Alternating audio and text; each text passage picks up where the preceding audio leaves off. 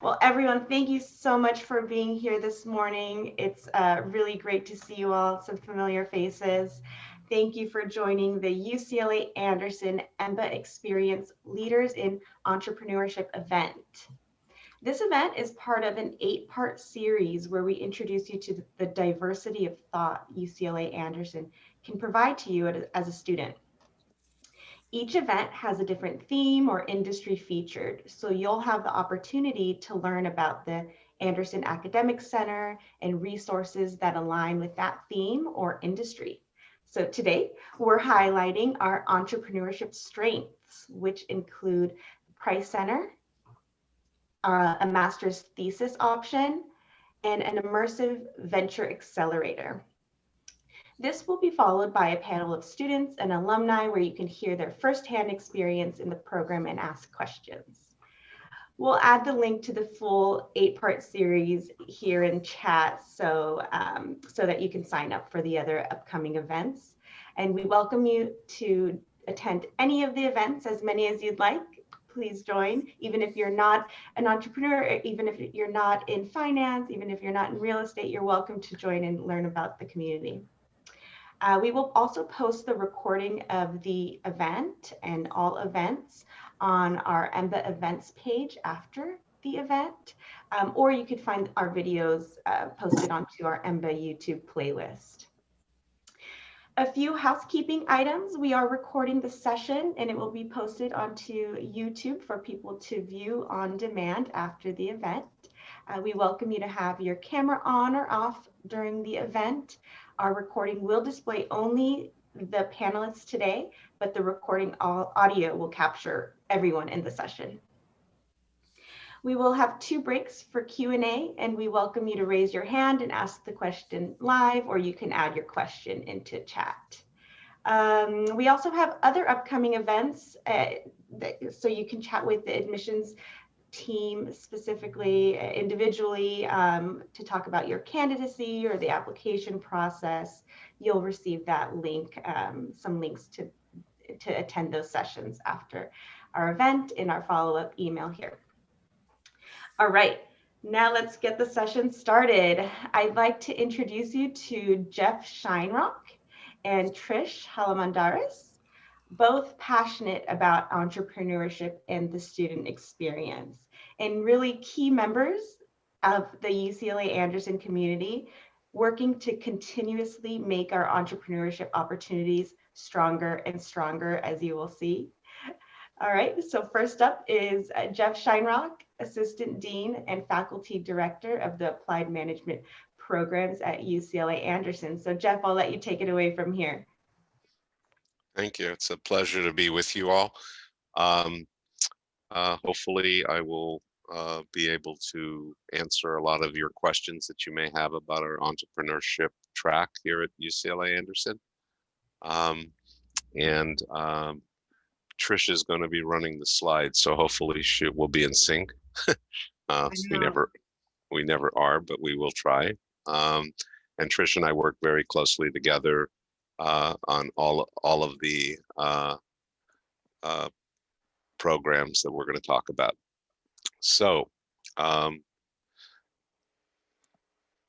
we work very closely with the Price Center for Entrepreneurship, and we'll talk a little bit about the Price Center. We'll talk about EMBA BCO, which is the business creation option, and the venture accelerator. And when we talk about EMBA business creation option, I'll go through the requirements of the classes that you need to take in order to participate. Are you able to move the slides, Trish? I did. Did it not show on the screen? No. Ah, okay. Interesting. That's why I keep repeating myself. Sorry. There we go. There we go. Okay. Yeah, there we go. So we have a curriculum for the business creation option. There's 2 classes, venture initiation and entrepreneurship, and the business plan development course. Students form teams in these 2 classes to work on their own business ideas and to take them through. And if you get certain grades, which I'll describe a little bit later, you can qualify for the BCO program. We also recommend that you join the Entrepreneurship Association, which is the largest club or association at Anderson.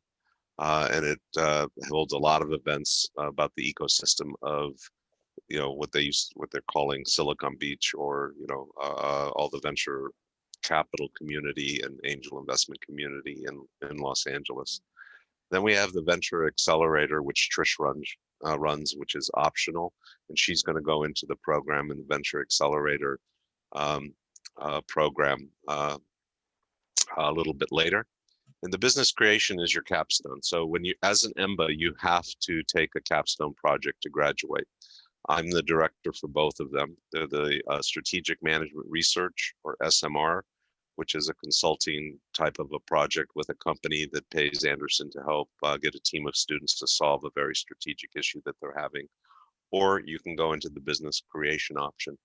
The business creation option is the largest capstone project at Anderson. It goes across the executive MBAs, the fully employed MBAs, and the full-time MBAs. And this year we have 60 teams and over 300 students. And it's grown very, very rapidly and has a lot of success. And then after the business creation option, which is your master thesis equivalent, you can apply and go into the Venture Accelerator. And again, Trish will explain this a little bit later.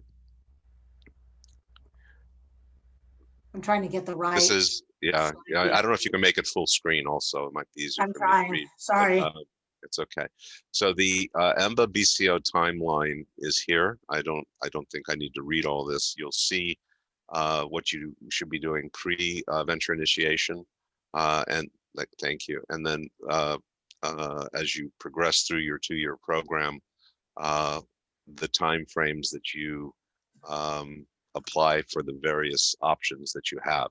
Understand that there is a BCO office which that supports you through all this, and we work extremely closely with the executive MBA class managers and management. So you're not alone. You'll go through this.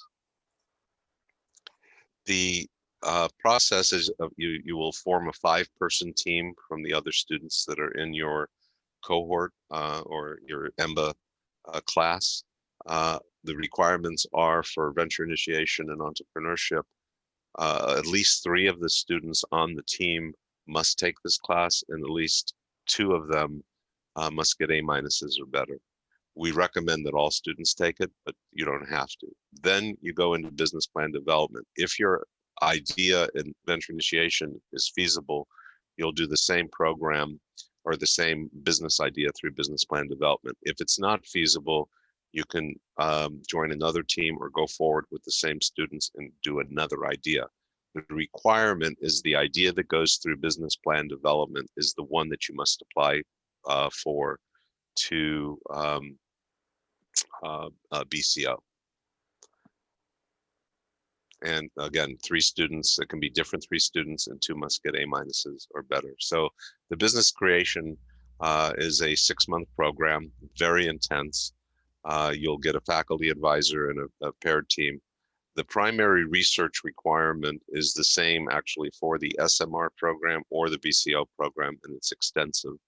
And at the end of the 5.5, 6 months, the team will do a 20-minute presentation uninterrupted to a panel of 3 judges, which are normally investors from the ecosystem, and then they will ask 20 minutes of questions. It's sort of like a mini Shark Tank, but we're a little bit more polite sometimes. And so you really need to defend what your conclusions are. If you determine during the process that your idea is not going forward, then you could still get an A+, an A, or an A-, a good grade in this. This is a 10-unit class. It's 1/9 of your education. It's a pretty big deal. But the judges will question you as to why you came to that conclusion, and you're going to have to substantiate it. So again, very intense, and the program is very extensive. So what can you expect of your BCO? It's more work than the other capstone projects, because starting a company is actually harder to do than to work on a consulting project normally. You will have weekly meetings with your advisors. We have a lot of panels. We have monthly pulse checks to make sure you're meeting your learning objectives. And then we have meaningful workshops. And when we have the panel at the end here, they can talk to you about their BCO experience. We have a mentor group of almost 100 people from that are serial entrepreneurs and people, venture capitalists and people from the ecosystem. As a requirement, you must meet with 4 of those of your choice during the program. A lot of teams meet with a lot more than 4 of them. The school also will fund $2,500 towards research initiatives, and this is not the meeting to go into the details of that. And you're going to really learn how to work as a team in an unstructured environment. I assure you, your idea will change almost weekly when you're in the program. So success, you're going to learn, as I mentioned, about secondary and primary research, and then you're going to make a decision. Do you not launch or do you launch? And this will happen during the program. If you're not launching, you'll go through your traditional and probably keep your existing job or go into another job. If you're going to launch, you'll either bootstrap this or seek capital.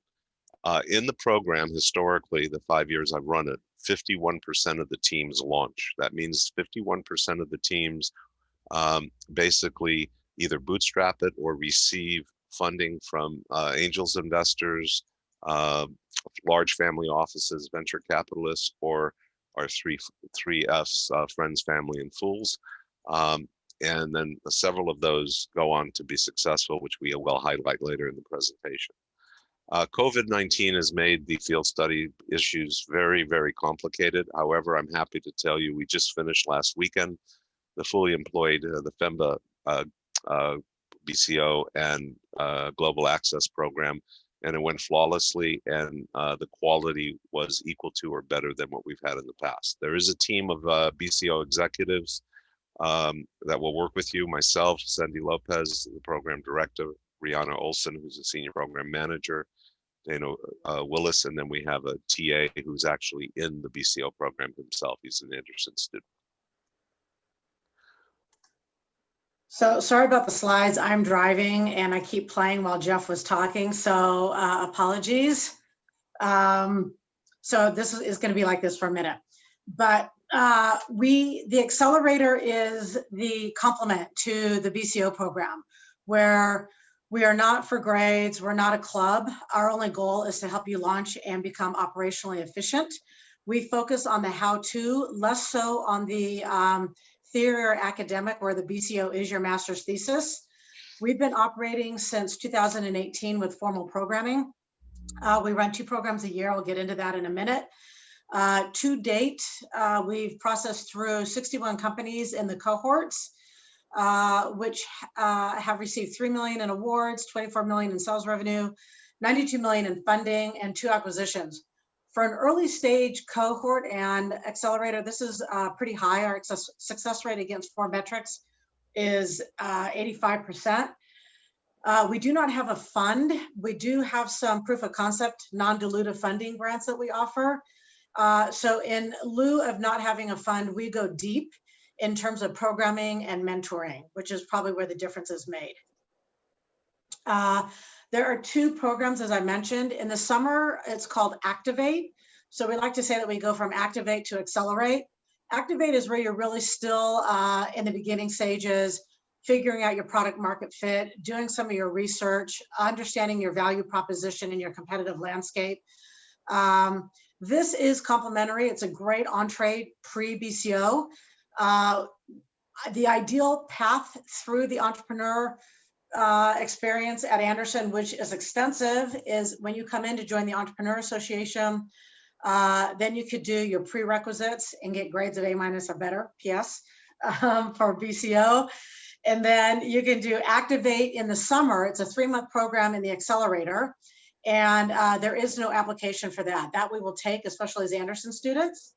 Then you do your BCO, and then you do apply for the Accelerate program, which is the 6-month deeper, more intensive program. And we culminate every year with our demo day, which we call Showcase. And your panelists later, I believe 3 of the 4 have participated in Showcase, which is great because they can answer questions. Like always at Anderson, highly value diversity. People know I kind of stalk female founders in particular. I think it's no better time to be a female founder with the resources that are offered in the LA ecosystem. But you can see that we have 50 students or 50 founders we processed that have been from other territories other than the US, 35 of whom have been female. So I know that we have people from outside the US on this call. So I say, now's the time. The resourcing in the LA ecosystem is fantastic. Again, because we don't have a fund, I do believe that one of the ways we're able to really get a lot of the companies successful is a lot of the one-on-one help that we provide. We are early stage, we are industry agnostic. So that means that we have to provide help both to your vertical and to your stage specifically. And we leverage both Anderson alumni and people from the LA ecosystem to help do that. We also have resources that companies who still support the early stage startups who provide free credits or discounted rates. We were just on the phone yesterday with an incoming company who needs to put together a pitch deck like in 24 hours. So we gave them a design freelancer to get that done. And we're always working like that. And once you are part of the accelerator, we never let you go. Being Greek, it's like my big fat Greek wedding. Once you're in the family, you're in the family, and we keep tabs with you always. LA is awesome. Also, we're the third largest VC market in the US, but the fastest growing. Much like the topography of the city, the startup ecosystem is similar, where we have entertainment tech. Obviously, we have the largest entertainment industry. Transportation, we have the largest port, JPL, SpaceX, fashion in downtown LA, a lot of B2C. Healthcare is huge, and UCLA is actually the leader in that. UCLA Global, not just Anderson. So LA is actually a huge startup ecosystem, and I think differentiator for LA is the collaboration. It's a highly collaborative market, regardless of what stage you're in. And I think it's different than some of the other startup markets. So it's a great place to be and start a company in UCLA. I call the accelerator staff the A-team, if you guys are old enough to know that TV show. So I'm the director. Janet Chung, who is FEMBA 18, is our fearless program manager, total type A, if you know Janet. And Will Similar is our heart and our beat of our program. I love this team.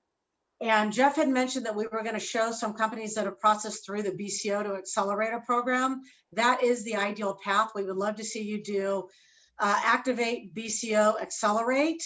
For companies that have done that, we see a lot of success, and these are some sample companies.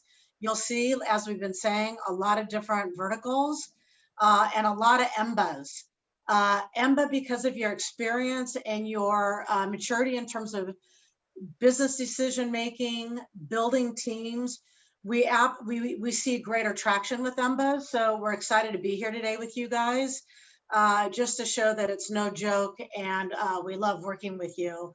And your panel is really an amazing group of people who were EMBAs and now startup founders. So that's it for me, the Trish and Jeff show, as we like to call it. I don't know if you have questions, or Christina, how you want to process through with panel first or not. Let me just point out also, we've had several international companies launch through the BCO program, Chile, Brazil, Mexico, Europe, and in Asia. So a lot of international students come through here and then they go back. Now, understand, a team of 5, usually it's 1 or 2 of the team members that will give up their career and launch the business, not all 5. A lot of people take the business creation option and the entrepreneurship track to learn what it's like to do a startup. So I just wanted to let you know all that also. Thank you. Yes, I would love to open this time up to any questions the audience may have. And you can either unmute yourself. I think the group is small enough to unmute yourself, or go ahead and ask in chat. All right, I have a question. Hi, it's Mario. So I was wondering, you're saying 2 out of 4 or 5 people are going to found the company. Does one of them usually have an idea already at the beginning of the program, or is the idea coming from all of the team members, usually at the beginning of the creation process. Right. So let me clarify. One of the successful stories we had from an EMBA class was the one that was called Hatch, and all 6 were co-founders. So it doesn't have to be 1 or 2. I'm just saying it's normally 1 or 2. The ideas, you can either come in with an idea or an existing company even. IGPS, which was an EMBA idea, also was an existing company that already launched and had revenue. So there is no one size fits all. It can be a combination. But most of the ideas, once you form your team and that's really critical, who you work with, that you get along, you have different skill sets. In the venture initiation class, you'll come together. A lot of ideas come from just collaborating with the team of 5, and then you take it through. But it can be an existing company. It can be, an idea. It can, and there again, it's not one size fits all. I hope that answers your question. Yes, it did. Thank you. Hi, my name is John. I have a question.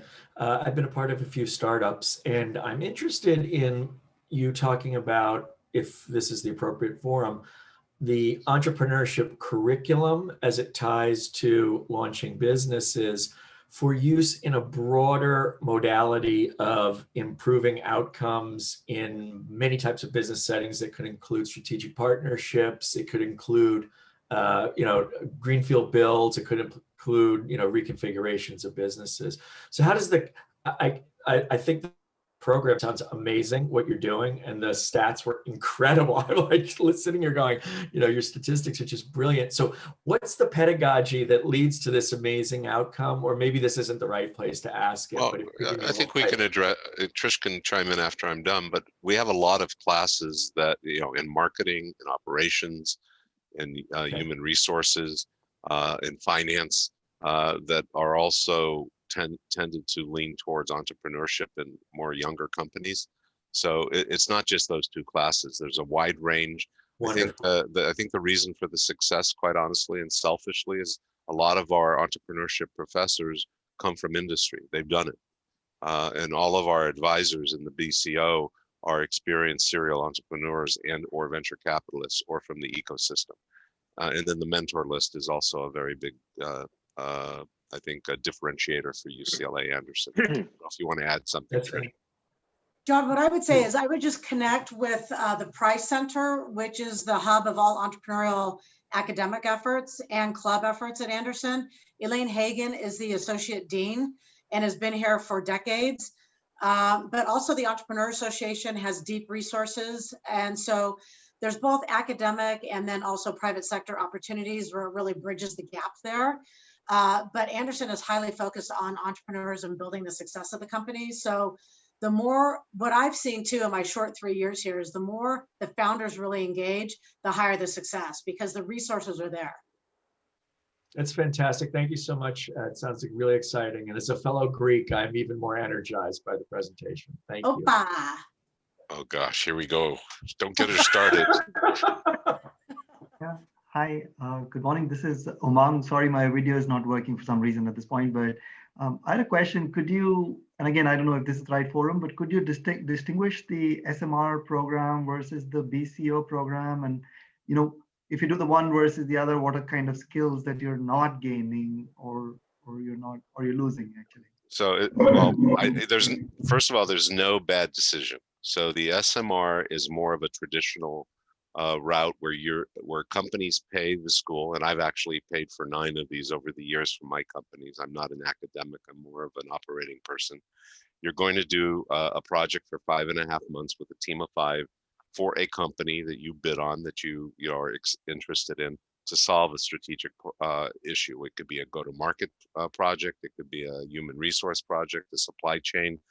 And so you learn the skills of dealing with an external company.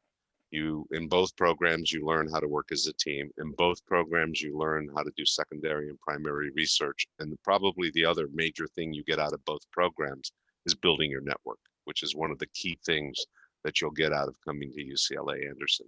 So if you want to work in a startup environment, even if you don't want to join the idea or company that you're working on in BCO, that's okay. A lot of large companies do acquisitions, they do spin-offs. students come into it because they want to learn what it's like to do a startup, and it is very different than doing a project for an existing company that has cash, has revenue, has cash flow. I don't know if that answers your question, but those are the two. The differentiation is you're working with an external client and learning how to do that versus doing it on your own in a very, very unstructured way. Thank you.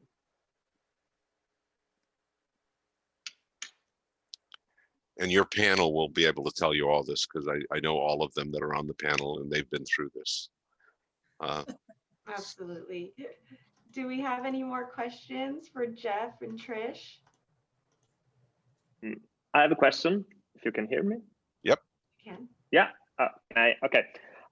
Well, I've a bit of strange question. My primary focus is classic cars. So I work in the automotive industries and classic cars. Since I was a child, I was fascinated about California, car culture, everything like that. California is the biggest worldwide market for classic cars, and a lot of companies that had went in internet had been developed in California. So that's one of the main reasons I'm moving to California from Italy. The main question, thank you. The main question, the main question is, this is a kind of business which is very, very specific, which is difficult to be explained to someone which is not focused in this market. I mean, if I explain it in a simple way, everyone can understand, of course. But if we think about developing this kind of business, it's not something that someone that is out of this kind of business can think what is right and what is not, just because it's not everyone competence, with the deepest respect, of course. So my question is, in the case that we develop with a team this kind of project, how UCLA will be able to develop and understand this kind of business, which of course is so much specific? So we have a lot of very different and a wide variety of projects, and we may not have a classic car expert on staff, but between the 40,000 alumni, between our mentors, between the ecosystem, UCLA will help you find those people who can bring value. We have done projects with all the large automotive companies in the various capstone projects that we have. We have done very, very unusual projects. One of our most successful is Community Daylight. It was a for-profit how to solve the homeless problem in LA. And I have to tell you, they've raised over $50 million already and have launched. And 23 million of that was non-dilutive from the city of Los Angeles. So that was a very unique project. Your challenge will be, I think, to bring a team together of people like-minded who have a passion and want to learn about this industry. And you'll have to probably educate your team a little bit because it seems like you have the domain knowledge. But we've done projects that are, very unusual and very out of the box, and they've been very successful. I'll add one more thing too, Manuel.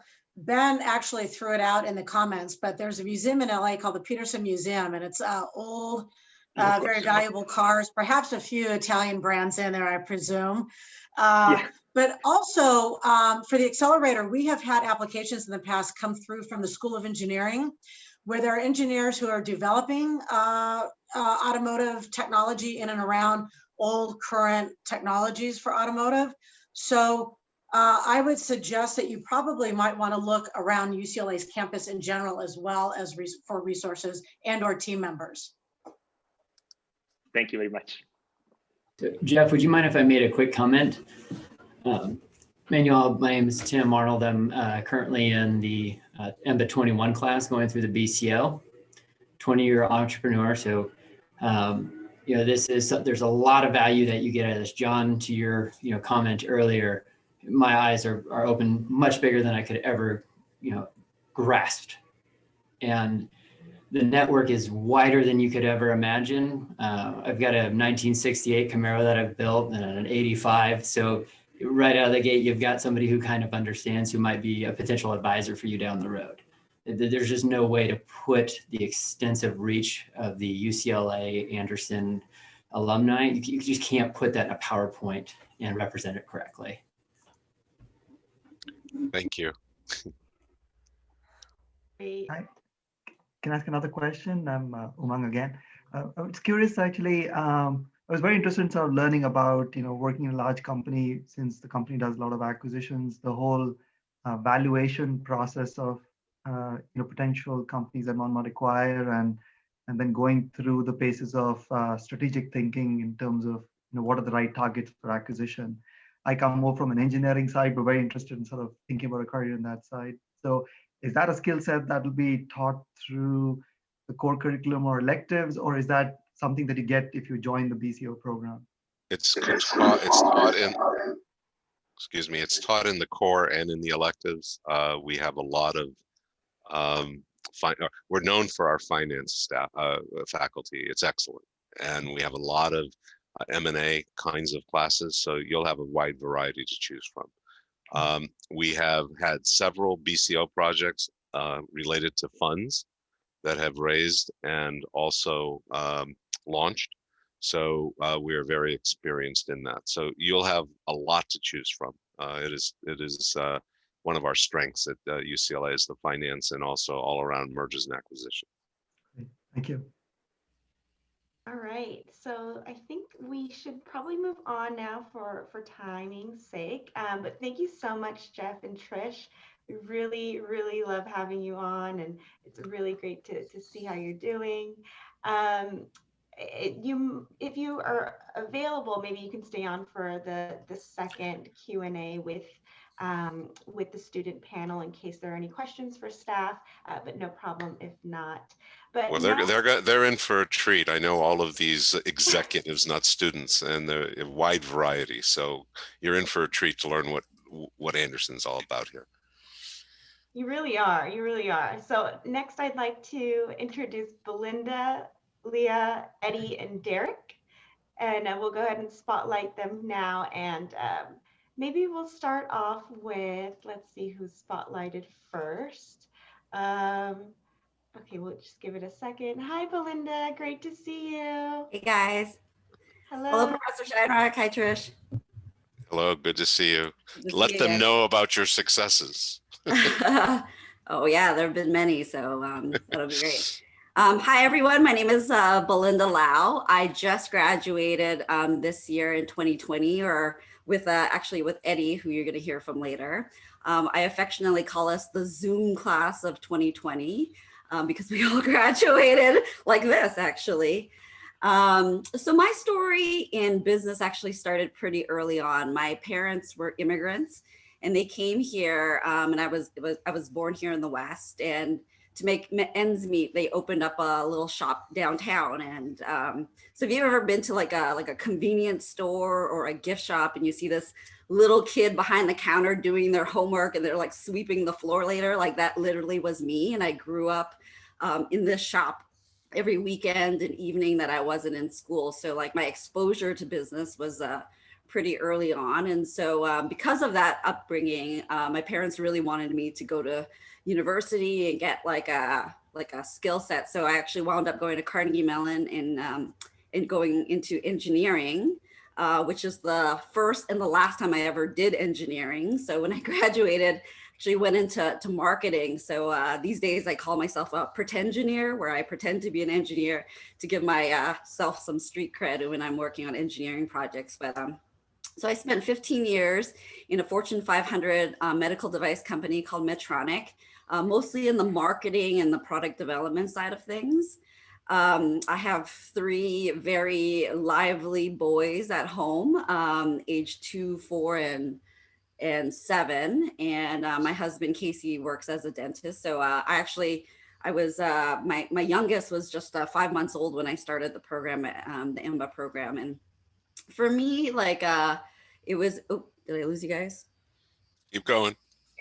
So for me, I wanted to go to business school after 15 years on the corporate road because number one, I wanted to network. I wanted to meet new people. I wanted to talk, and like the way I get ideas is by like talking to other people. And so I wanted like a new group of people, like smart, like-minded, ambitious people to just literally hang out with and talk to.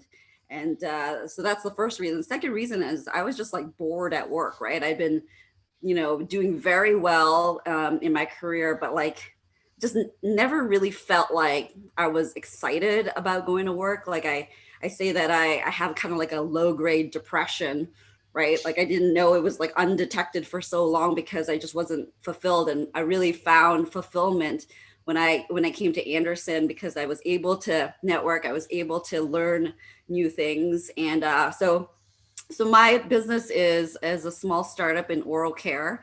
It's sort of like clean tech meets oral care. So we make things like toothbrushes and toothpaste and things like that are like completely earth friendly. So it's sort of like, I guess, Tom's Shoes meets like Allbirds, if you will, in the consumer care space. And we had this idea in when I was at Anderson. I was literally driving to Professor George Abe's office hours with this idea. I was driving on the 405 and I'm like, this is it. And if you guys ever meet Professor Abe, he's considered the dream killer. So if you have an idea and you bring it to him, he will literally tell you to don't waste your time because entrepreneurship is so gut-wrenchingly hard.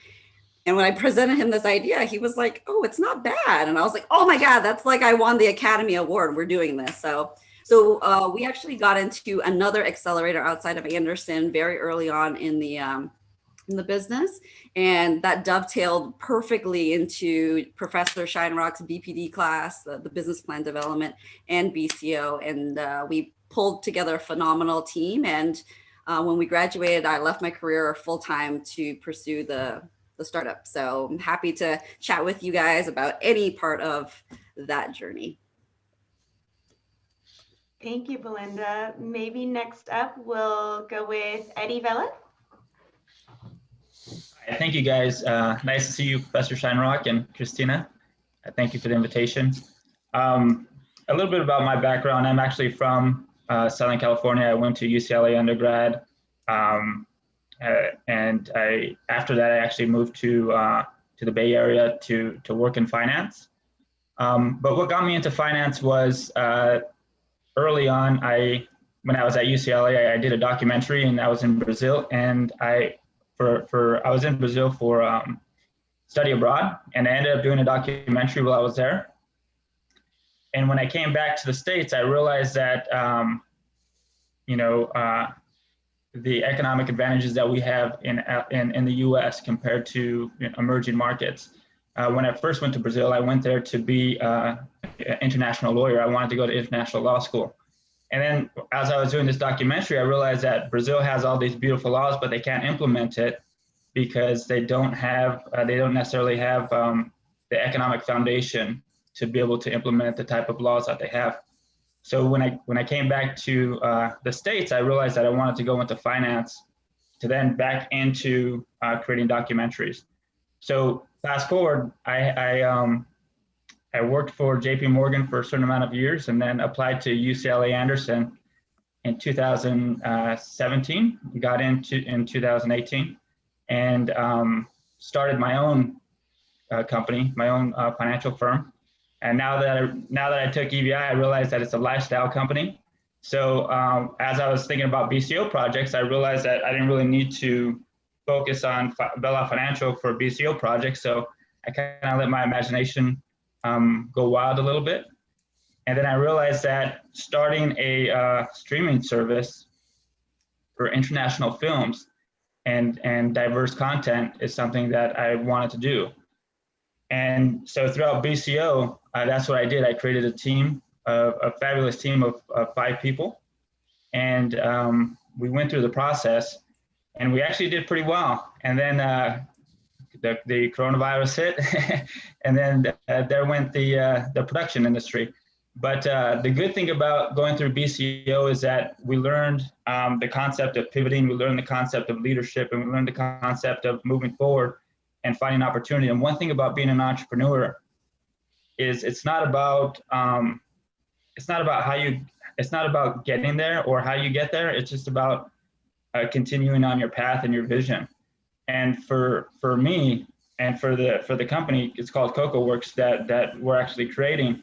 I realized that I have skill sets to bring all the theory that I've learned back to the granular level because I already have experience in entrepreneurship.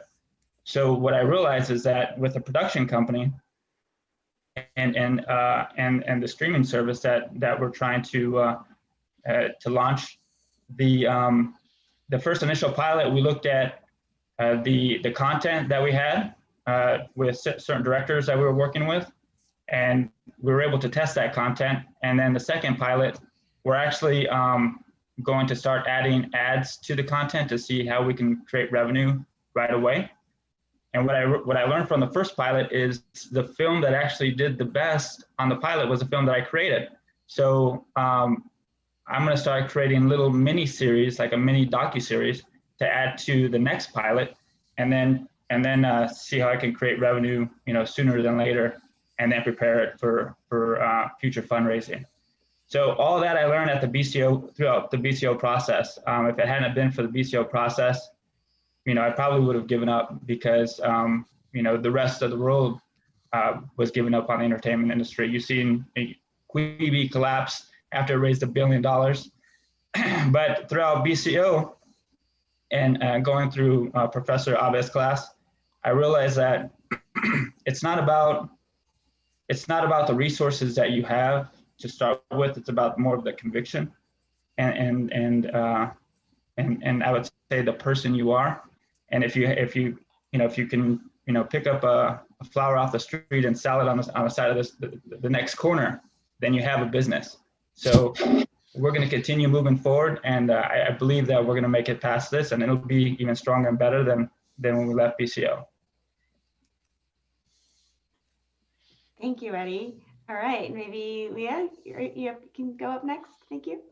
Hi, good morning, everybody. This is fantastic to be here. Thank you so much for allowing me the opportunity to share a little bit about my background. So my background is public health.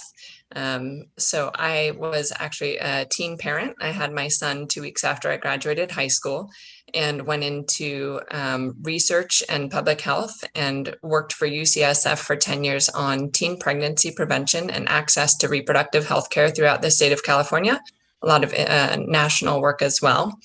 And I had always been kind of not a great fit for research because I was so operational, always making sure all the I's were dotted, T's were crossed, systems were set up.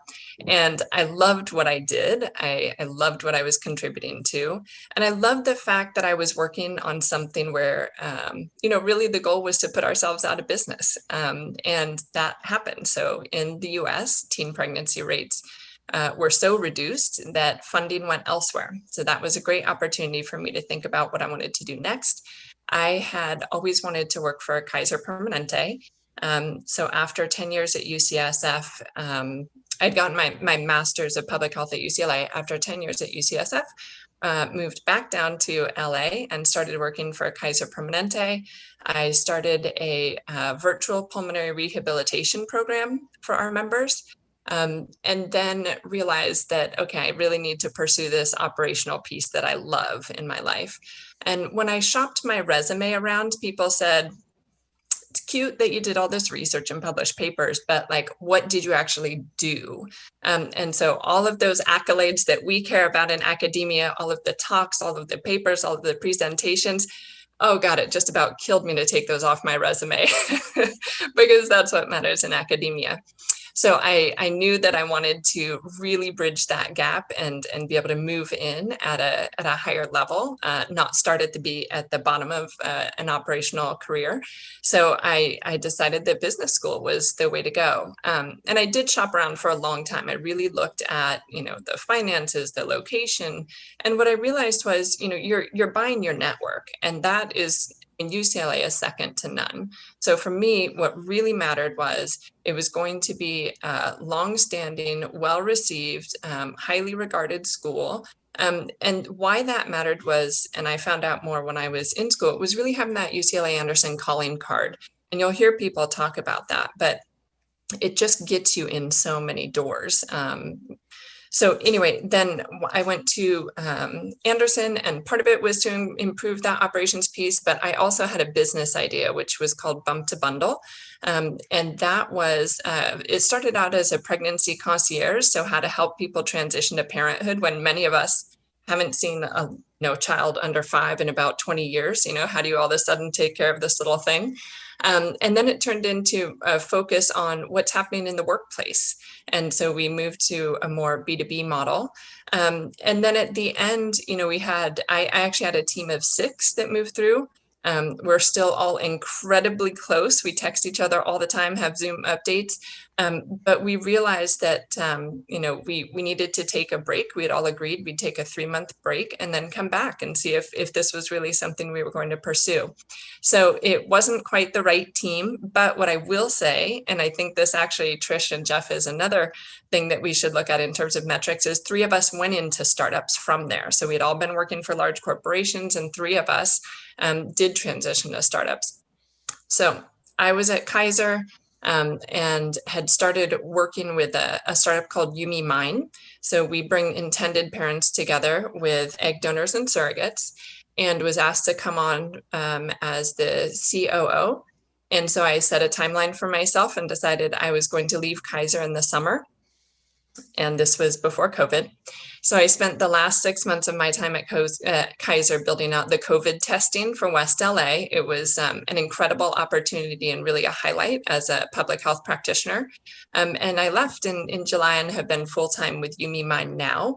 And just cannot underestimate how critical it was that I moved through the pathways that Jeff discussed, and also have remained in touch with Trish and Jeff and the entire network whenever I've needed to have a resource. So that's a bit about me. Thank you.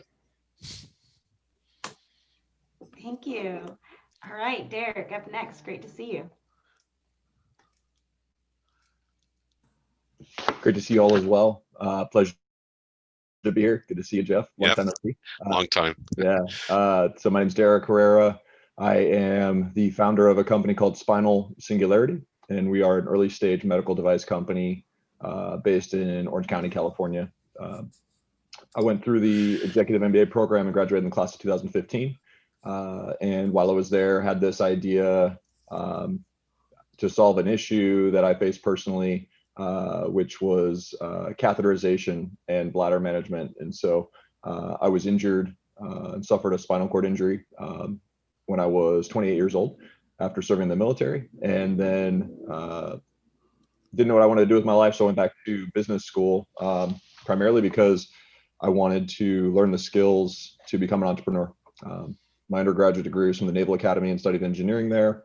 And so this was an opportunity for me to actually learn, business, because I didn't know what a balance sheet was or any real business acumen whatsoever.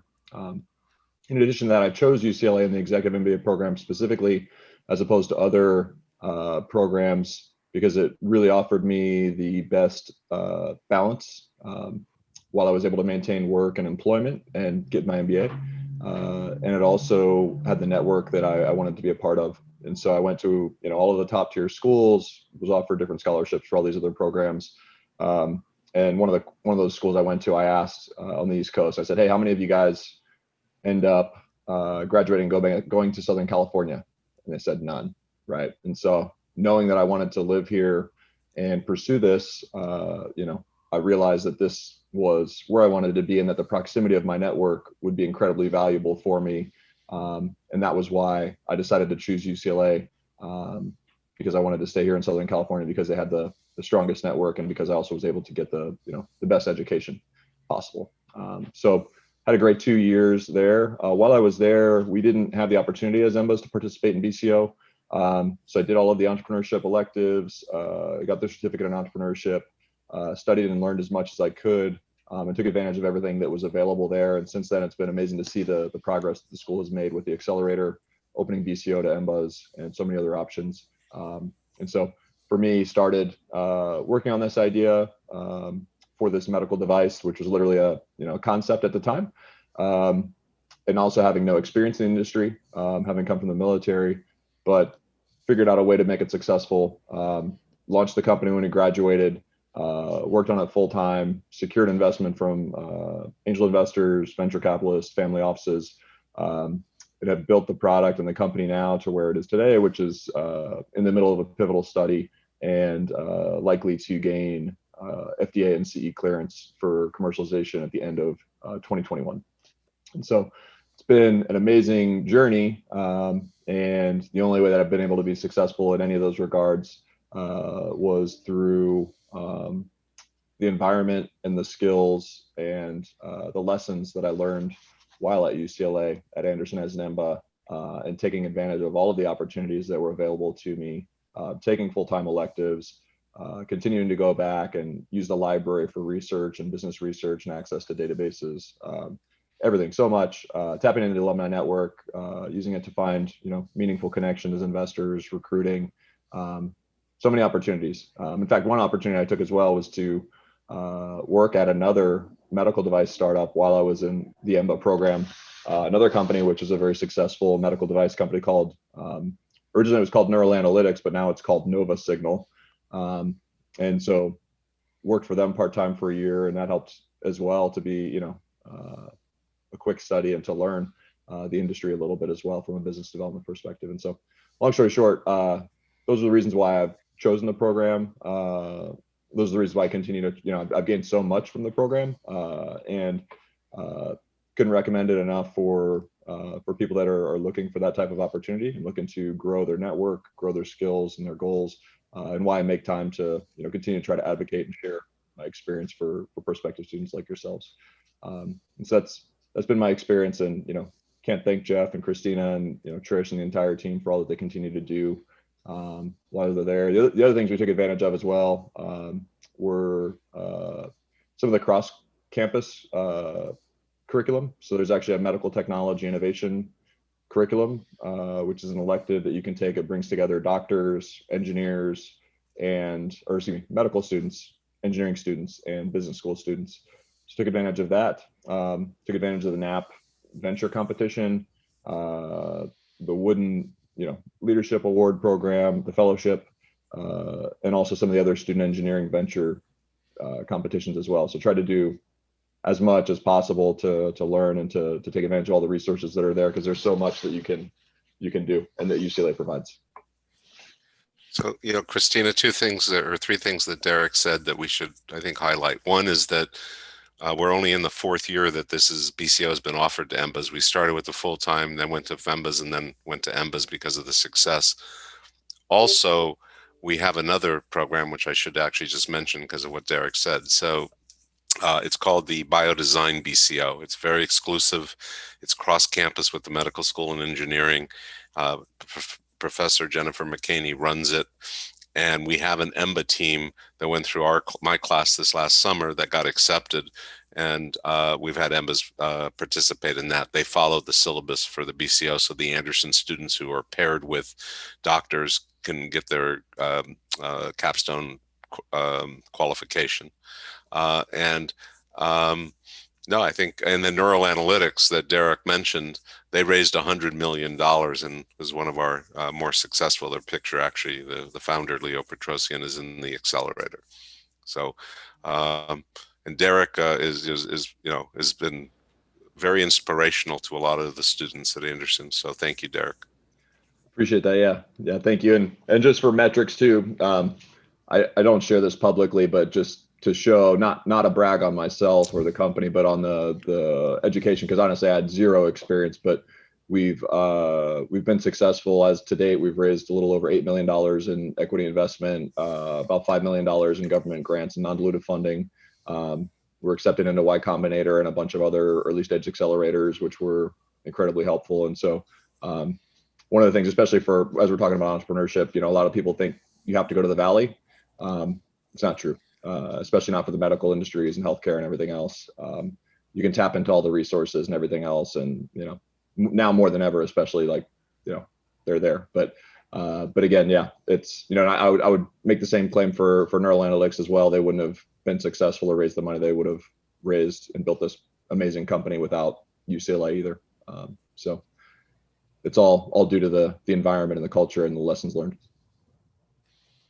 Great stories, everyone. Thank you so much. I want to keep Jeff on the panel here and maybe invite Trish back onto our panel as well, and open it up to questions. We have about 15 minutes left for the event, and I have some questions, but I'm sure the audience has even better questions. So please go ahead and begin asking questions. You can either ask the question in chat, or you can unmute yourself and ask the question live.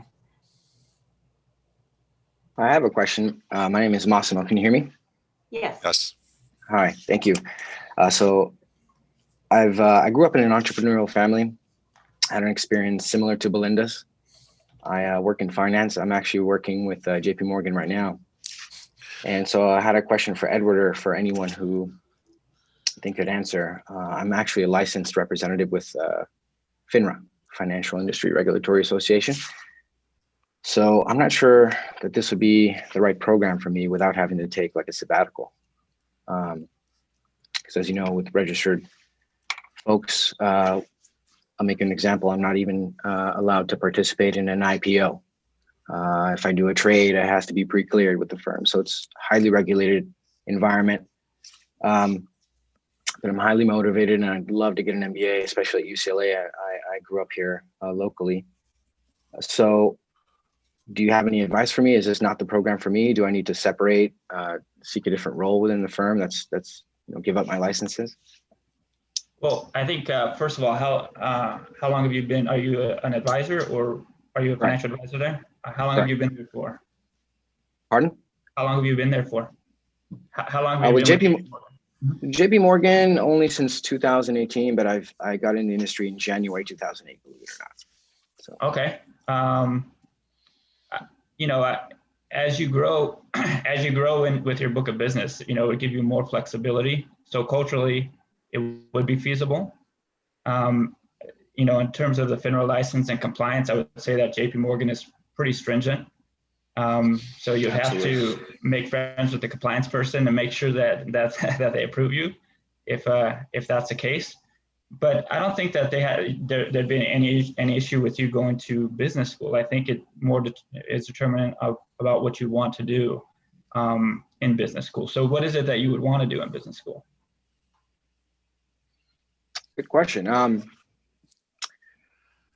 I'm not sure I can freely answer that because I have ears next to me. But I'm. You can text. I think start a business. I think start a business or be part of right. So that's why I'm here.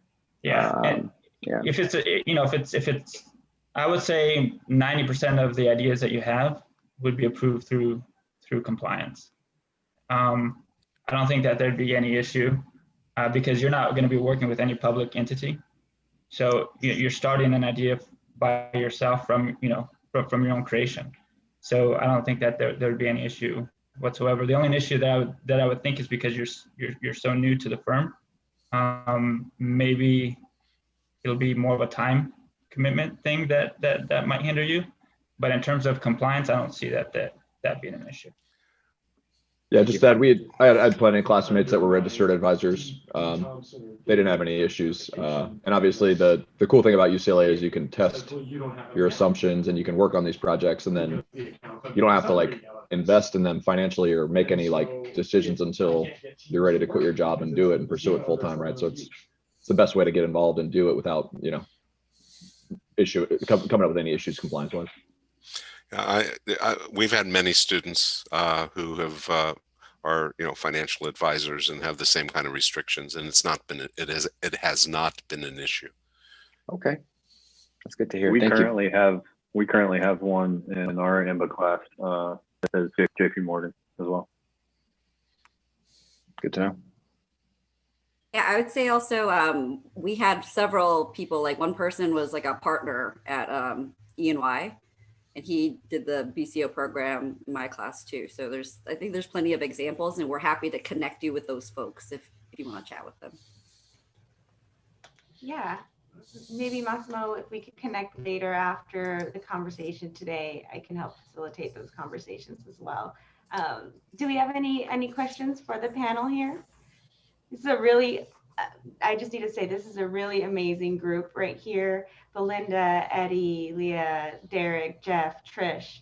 Pick their brains now. This is 15 minutes left of picking some really, really smart, some smart brains, but go ahead and ask some questions now. Yeah, I had a question. I think probably for Eddie, Eddie, given your media entertainment sort of background or focus, knowing you wanted to back into that, I just question on your decision to take the BCO route versus the media entertainment route at Anderson. I currently work at a 6-year-old startup called Veritone, an AI company in Orange County. But I run sales and business development for the media and entertainment side of the business. And that's kind of my background and pedigree.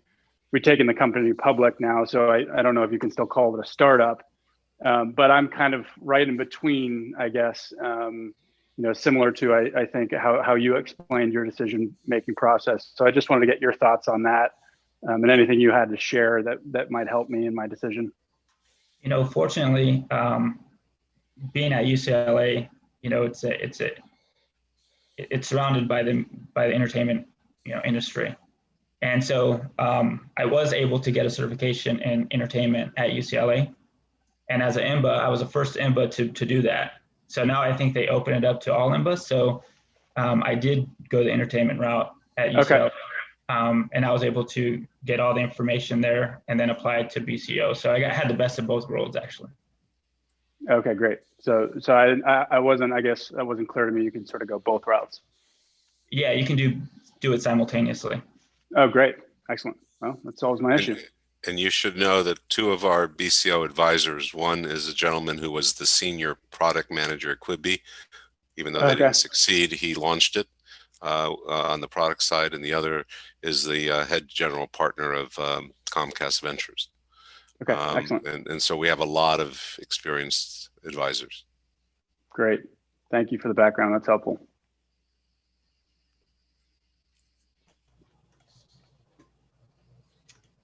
Any other questions here? If not, I can ask a question. Well, I'm curious to know from the group more about your competition experience, maybe within Accelerator or any kind of competitions you were a part of while in the group, while in the program. I don't know if that's Leah, Belinda, Eddie, Derek. I don't know if you were able to participate prior to us allowing EMBAs to participate in BCO, but would love to hear about that experience and the competition, how it went, your team, and ultimately what the turnout looked like. Derek, didn't you did you win NAP? We did, yes. Yeah. So the competition experience for us was amazing. We were very fortunate to go through the process, and basically the NAP venture competition is a business plan / pitch competition. And so I believe it's in the fall of your second year, you can apply. And you'll have written your business plan. And so you'll submit your business plan, it'll be reviewed, and they'll select it down to a certain number of applicants. You'll do the pitch, the presentation, using your slide deck and your presentation deck, a 10-minute presentation in front of smaller groups. They'll select finalists, and then you go to a very public, formal, finale event. And then that night, you present in front of everybody, and there's 200 or 300 people there, or whatever. It's a great experience. And then they announce your winner, and you get a prize, cash prize, which for us was incredibly helpful at the time, because we were just launching and getting started there. But the process of it was very helpful, because it helps you learn and hone your craft with the business plan, question assumptions, get input, and then actually present and pitch in front of an audience. So it was incredibly valuable for us. Just elaborate on that too, that the NAP now is worth $100,000 and it's non-dilutive. Typically they do first, second, and third prizes, but Elaine Hagan, again, as the head of the Prize Center, governs and runs that and fundraises for that. So, you know, Derek's right in terms of non-dilutive funding at an early stage for product development, testing, et cetera, is always nice to have. I think Belinda, you did competitions also, correct? Yeah, I didn't win the NAP, but we were second place in the Lowell Milken Prize, which is the entrepreneurship competition through the law school. So we won $25,000 from that. We won the Big Ideas contest, which is outside of UC Berkeley. So me and my co-founder were like, we're gonna milk this student status for as much as we can. So luckily, I still look like I have a baby face. So they probably thought I was like a 20-year-old. Jokes on them. Not. Actually, I don't know if Jeff and Trish, if you know, I won the Bruin Tank a couple weeks ago, which is the Shark Tank for UCLA. So. Yeah, it was live and I won. So that was pretty cool. So in terms of EMBAs participating in these things, it's all fair game. I mean, you just happen to have like 15, 20 years more experience than the other folks, but no one really needs to know that. You're a student and you pay the tuition. So whatever competition, you know, you're eligible for, I highly recommend that you apply, whether you think that you are able to win or not, because you do also get super valuable feedback from the judges about parts of your business plan, your pitch and things like that. And just being like in the hot seat when you're pitching is like super valuable when you go out and you're raising the $8 million like Derek has. So highly recommend it. And I'll say that while we participated for Bump to Bundle, actually, and we didn't win tens of thousands of dollars at the time. What we did win was when I was with You Mind, we actually won Rice University's Veterans Business Battle. And we would not have been prepared for that if I hadn't participated in the other event. So it's been incredibly helpful afterwards as well. Thank you. All right, we have about 4 more minutes. Any last questions?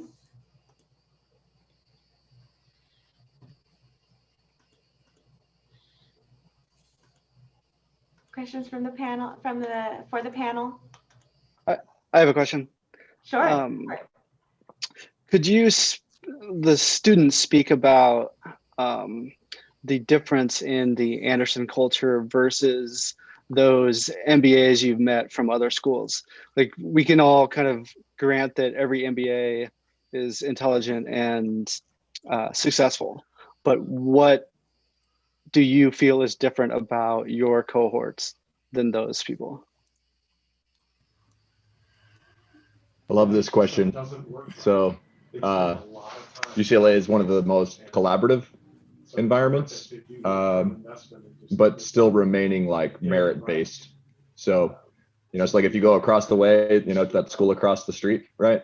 On the other side of town, like they're pretty collaborative, but like, you know, the EMBAs there, like, they don't do homework, they don't test. It's just like, you know, there's no real like, it's very gentlemanly, I guess. Whereas like UCLA is like humble, hardworking, and still collaborative, not cutthroat, right? Where like, especially in the EMBA program, because you're not, you know, competing for internships and all this other stuff. So that would be my description of the uniqueness of the UCLA culture.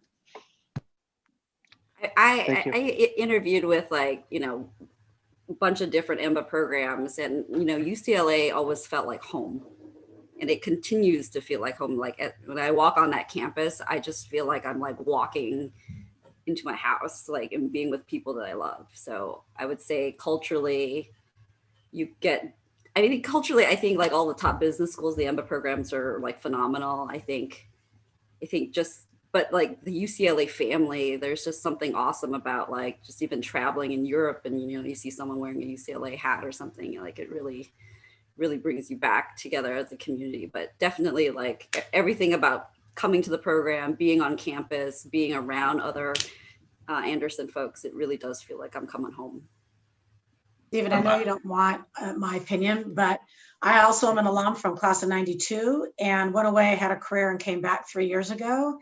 And I will honestly say that I forgot about the culture at UCLA, but I'm going to say it's also incredibly consistent because it's the same today than it was when I was there and why I chose it, which is that you do want to work with people. You become friends with those who you work with, which fits my personal style. And I always say that UCLA Anderson in particular is success without pretense. I would add to that too. That's definitely true. I'm a double Bruin, so I went to undergrad at UCLA and then also grad school. And I was initially I was flying in from the Bay Area. I was thinking about going to Berkeley, but when I went to Berkeley's informational and then I went to UCLA, I realized that UCLA was a lot more diverse in terms of industry, where Berkeley was just focused on tech.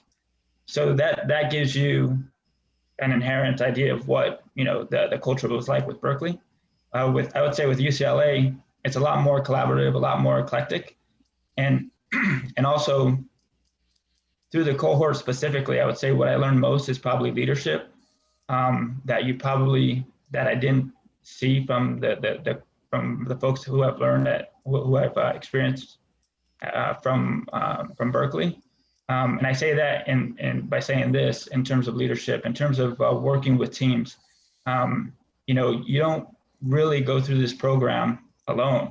You really go through with a team, and you're forced to do that. And it seems like it's part of the curriculum. Where I heard at other schools and other institutions, it's more trying to get the best grade and trying to get the best job. For me in particular, going through BCO, it's more like trying to realize your vision and trying to get the best team available to do that. So that was unique, I think, in terms of the experience at UCLA than I would have probably experienced at Berkeley. Thank you. I just have a quick question for the panel. My name's Steve. I'm a transitioning military pilot, and I noticed that Derek had spoken about taking electives for entrepreneurship to kind of prepare him for the BCO. I was wondering from the panel if you guys had any additional recommendations for a person who may not have a network right now. I feel like I'm kind of coming in cold a little bit. I'm obviously in a different line of work than pretty much everyone else. I know that everyone's got a diverse background, but things that can assist in the networking abilities, maybe a club or some sort of extracurricular activities that could put me in a better position to prepare myself. Yeah, I would say join EA, the Entrepreneurs Association. It is rich with activities that are extremely relevant. They connect you with successful entrepreneurs in LA that you otherwise wouldn't have access to. There's peer-to-peer pitching. It's almost like a course unto itself. And it's also the largest student club, but it is very active and very relevant in terms of what they offer. It just isn't, let's just do this for fun. So you are actually not, though, I don't think you are in the minority in terms of people coming to Anderson seeking to be an entrepreneur or at least understand what that means. I do think that's one of the wins of Anderson in terms of the extensive and depth of the programs that are offered are for people like you to say, yes, this is what I want to do, or not coming out of the MBA. We've had many ex-military EMBA students, FEMBA students, go into BCO and be successful and start companies around what they learned in the military. It's pretty amazing. So you're not alone. There are the UCLA. We have a special program through the Price Center on disabled veterans, which is a very, very successful program that we do every single year. But we have a lot of military, ex-military, and current military in reserves and things that are our students, and they do very well. Sorry, I know I wasn't on the student panel, but no, the only thing I would add too is depending on how much time you have, the more you can do, the more you can be on campus and take classes, the better. So like when I was there, I was able to take a lot of electives with the full-time students, and so I was able to meet people not just from the EMBA program, but also the full-time program, and and was able to learn so much and meet so many people. But you'll meet amazing people within the EMBA cohort, but then also, there's so many other opportunities both within Anderson and UCLA that you'll have no issues with meeting new people and building a network. And I know we're out of time, but I do want to reinforce for you that I would say 80% of us rolled in just mortified and wondering how the hell we got in. Like, here I am, I'm in public health. Like, what do I know compared to these people? And we just learned an incredible amount from each other. I have to say that all of us start out really doubting and afraid that our offer is going to be rescinded at any minute when they find out what scams we are. And then we realize, wait a second, actually, I didn't recognize the value that I bring, and I didn't know how much that I would learn from other people. So I think that was, and I have to say, one of the things I'm most grateful for UCLA is the way that we treat our veterans and active military. I didn't serve, I come from a military family, but I'm incredibly proud of that. And the other differentiation is, believe it or not, we do care. Thank you all. Thank you. I appreciate it. We do care a lot, a lot.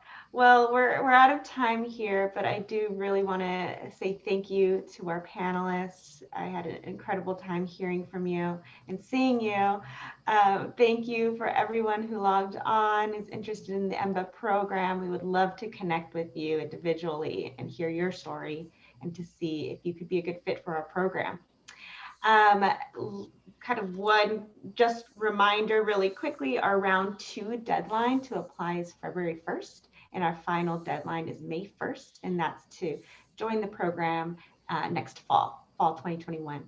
But we look forward to seeing you at future events and answering any questions that you have. Have a wonderful rest of the day and soon holidays. And nice to see everyone. Thank you, thank you, thank you for being here. And stay safe, everybody. Stay safe. Thanks for having us.